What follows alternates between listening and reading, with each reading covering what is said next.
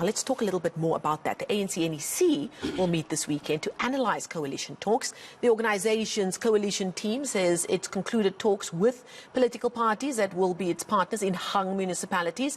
It says it will be working with parties that will put people's needs first. ANC spokesperson Dakota Legoete joins us here in the studio to discuss this further. Dakota, thank you so much for joining us. You would have been sitting next to me when I read that story earlier, and the list included DA and Action SA, working with the FF+, ACDP, UDM and COPE. They sound like a big old happy family. No ANC or EFF in there. What do you make of the plans being put in place by the DA and Action SA?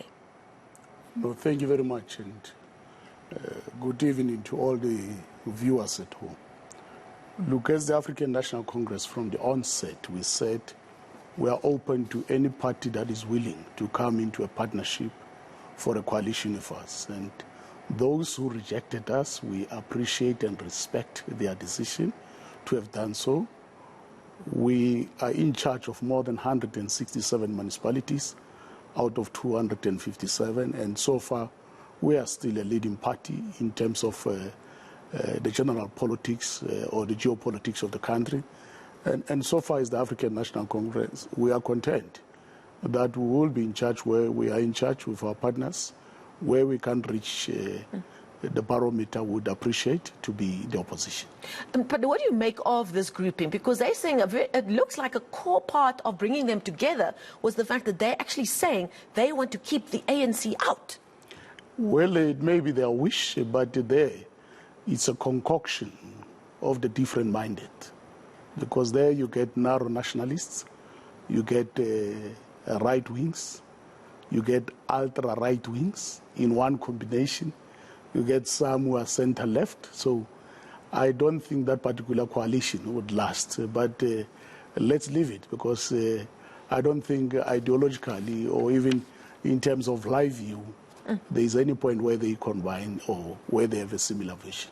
Now, in terms of the coalition talks you have been involved in over the last while or since the elections, you say there is in a statement released this week, you say there was a framework for negotiations based on principles, and you say that you only entered into coalition talks with parties that you believe put South Africa's first. Tell us very shortly what's involved in that framework and this three-tier process that you talk of that you launched with regards to coalition talks. Look, what we are putting forward is that coalition must not just be for the sake of the elite grabbing power, positions, control of resources, or any income. It must be first and foremost for services to our people. Secondly, it must also respect the rule of law. Thirdly, it must ensure that we build one South Africa in terms of our cohesiveness, deal with all other things which have been a setback to our nation.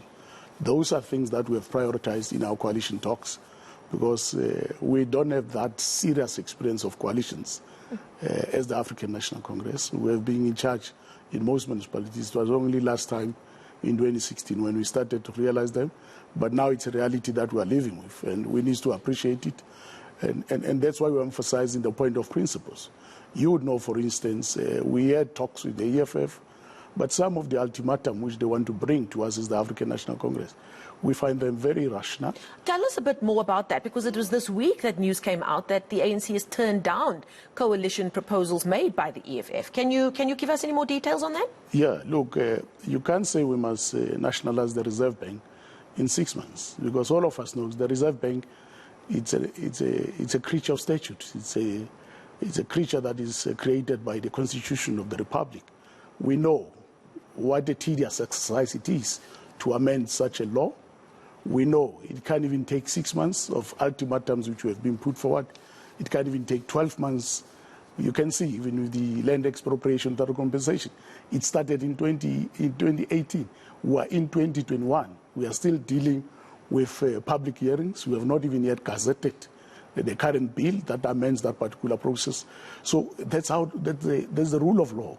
And that is a tedious process and exercise that you need to embark on when you change the law.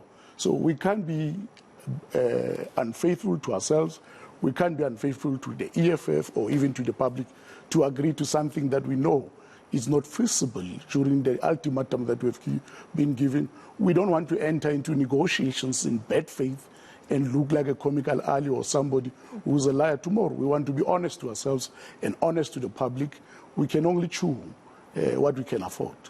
In the statement released, you also went to great lengths to say that along with being in coalition talks with parties that you believe put South Africans first, these potential partners also have to believe in clean governance. Now, many people would say that's fresh coming from the ANC, because even during the campaigning, your president was repeatedly quoted saying, you know, we need to root out corruption, we understand that there's been an issue.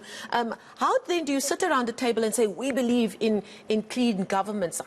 How has your potential coalition partners responded to you saying, this is what we're putting on the table, when actually the more recent, or some would say not just recent, history of the ANC in various municipalities, in various roles in government, clean governments really hasn't been a main feature, and it has been an issue? Look, the issue of clean governance, it's in line with what we resolved in the last national conference in Nazareth, to renew the ANC, to self-correct the ANC, to unify the ANC, to focus the broader nation of South Africa. And when we speak about clean governance, it means now we are going to do what is called in Latino, facta non verba. Action speaks louder than words. That's what we are going for. Some of our comrades, we are going to upset them. They will have to be charged, to face prosecution, and to face jail terms where necessary, if they are going to continue. And have you had to promise that in those coalition talks to your potential partners? That's what we are putting forward. It's a conference resolution. It's not necessarily a matter that is put on a table by our coalition partners, but it's something we are committing to. But this time, we are very clear, we are resolute that action speaks louder than words. Because as the ANC, we know in the past, we have spoken, but we have not acted. And that's why even now, some voters punished us because we have made commitments in the past that we have not lived up to. And we have seen this has become a setback to our voter interest, including to the voter, convincing the voter to vote the ANC. So I think now what we're left with as the ANC is to ensure that when we say we will act against corruption, that must be happen. When we will say we will ensure that ESCOM prioritize energy security, we must put action speaks louder than words. That needs to, what needs to happen. When we talk about bullet train, it must happen. When we talk about jobs, it must happen. When we talk about water, it must happen. That's what the ANC needs to do now moving forward in terms of service delivery, because so far we have a serious reputational damage, and as part of self-correction, we need to work towards improving our standing in society.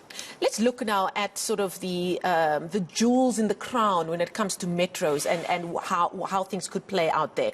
I just read a story before we started chatting that the DA and Action SA are tentatively in agreements with the EFF Plus, ACDP, UDM and COPE. They're focusing specifically on Tshwane and Johannesburg. What is the state of play for the ANC in those very important metros when it comes to potential coalition partners? Look, if you are left with those you are left with, that's your first point of entry, to engage all those smaller parties which are not included. And have you done so? Already we have done so. We are going to contest.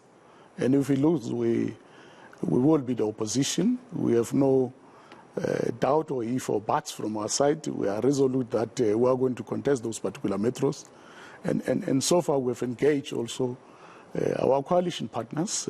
We have also engaged one of our partners in both metros, and even in KZN, the eNCA Freedom Party. I saw one story that the agreement between the ANC and eNCA was done. I was going to ask you about that. Before we get to that, though, let's just focus in then. Of course, we're talking Joburg, Tshwane, Kureleni, Nelson Mandela Metro, and eThekwini. So you're left with, like you said, the leftovers. And I don't mean that in a negative way. But it does mean that you're left with far more smaller parties. And that does make governance very, very difficult. We've seen that since we've started seeing more and more of these coalition municipalities that have come into play. And that because there's so many chefs folks with their spoons in the pot, it does make getting things done like service delivery more and more difficult because there's so many politics, there's so much politics at play. How is the ANC going to ensure that, like you said, you want to talk with people who put people first,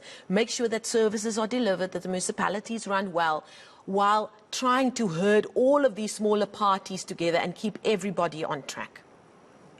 You'd realize that the same coalition, it was in charge of Tshwane in the past, it was in charge of Johannesburg in the past. What happened in Tshwane? You had over 4 mayors. In Johannesburg, you had over 2 mayors from the side of the previous coalition or the same coalition. So that's why I'm saying it's a wrong combination, that particular coalition, because you can't have 3 or 4 ideological outlooks in terms of the life view combining to become one. Even more ideological outlooks, because you're going to have even more smaller parties together. But some of the smaller parties, you know, it's some independent candidates, some of them, they don't even have policy documents. They rely on issue-based, on issue-related issues. But these ones, we know that some of them have an ideological disposition which is hostile to each other, and would expect that that particular unholy coalition very soon, or in the next 24 months, it will implode. But you agree, Dakota, that in the end, when you have so many different people around the table with different interests, in as much as you say those that you're talking to have similar interests to yours, in the end, it's the citizen that suffers if the work doesn't get done, because there's so much toing and froing.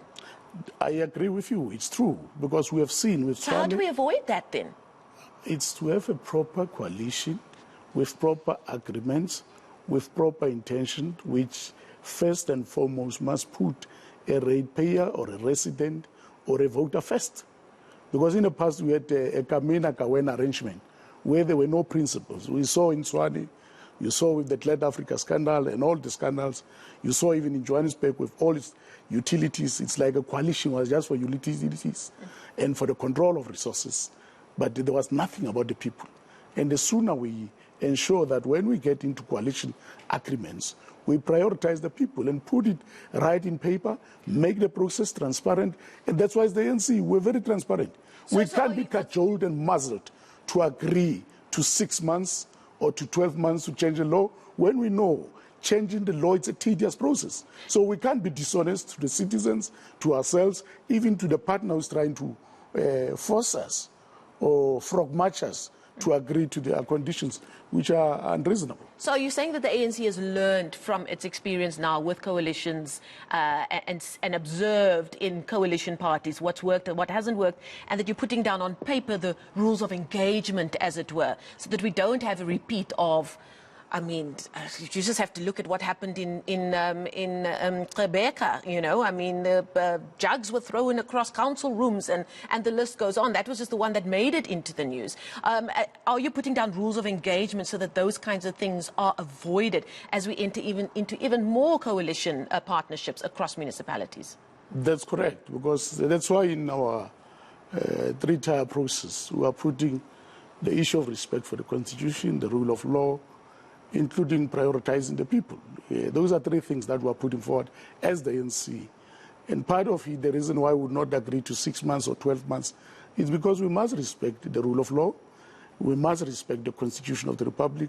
We can't just bully each other towards the wrong direction, which has a disrespect to our statute and to the laws of the Republic.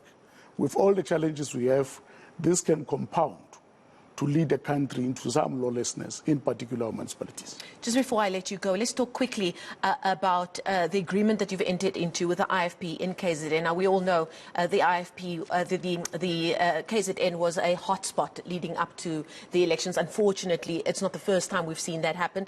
Tell us about this agreement with the IFP that in places where you're in the majority, you will take the lead in the municipality, and vice versa with the IFP. How did you get to that point? Yeah, we got into that point after a team led by Comrade Jeff Radebe and Niren Singh, the Treasurer General of eNCA. I was part of the team that was led by Comrade Jeff Radebe when we engaged with the eNCA Freedom Party. I saw somewhere they say it was President Ramaphosa and Prince Mangosuthu Buthelezi, no, it's not true. It was Jeff Radebe from the ANC who led our delegation, and Naren Singh from eNCA. So what we basically agreed about, in particular, throughout the country, we agree in principle to support each other, including in metros here in Gauteng. But there's a special case for KwaZulu-Natal, where we have agreed that where they are a majority, we will support them to lead. And they've agreed with us that in KZN, where we are majority, they will allow us to lead. And that's basically in principle the point that we are raising. But at the heart of it is the issue of ensuring that we put our people first. We put service delivery first. We don't talk as elites on the table, only talking for our interests of control of resources, of worrying about our positions, of worrying about our incomes, but it must be about the people. That's basically a principle, and that's a hard lesson we have learned as the ANC, that if you don't put a shoulder to the wheel, you can suffer electoral fortunes.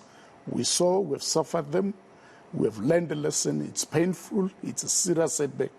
And I think we've woken up now. We're starting to smell the coffee. Okay. Coffee indeed. Thank you so much. That is the ANC's Dakota Legoete live for us here in the studio. Thank you for your time this evening and for your insight. And be sure to keep us updated on that NEC meeting this weekend.